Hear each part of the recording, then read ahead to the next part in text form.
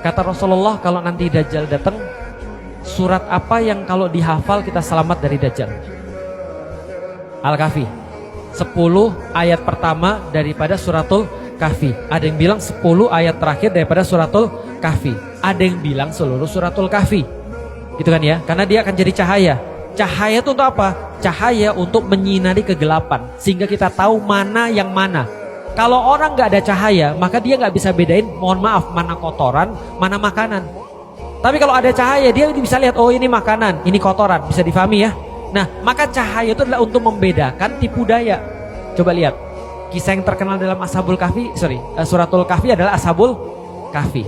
Setelah Ashabul Kahfi ada kisah Zulkarnain. Ibu-ibu dan bapak-bapak tahu kenapa kisah Ashabul Kahfi dan Zulkarnain itu dikasih tahu sama Allah? Ada yang tahu kenapa? Aku kasih tahu ya. Ada orang Yahudi didatengin sama Quraisy. Quraisy ini sebel banget sama Rasulullah. Kenapa? Debat selalu kalah.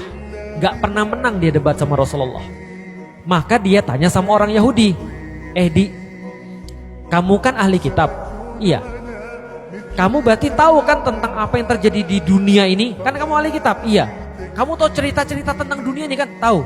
Kamu bisa nggak buat aku menang sama Muhammad dengan satu kisah yang dia nggak tahu? Karena dia tuh pembohong. Dia pasti nggak tahu semua hal yang terjadi di dunia ini. Tapi kan kamu kan ahli kitab, kamu tahu. Zaman dulu buku nggak banyak. Zaman dulu nggak ada internet.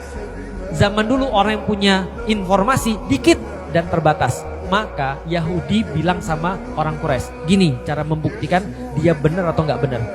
Tanya sama Muhammad tentang pemuda-pemuda yang menyelamatkan imannya.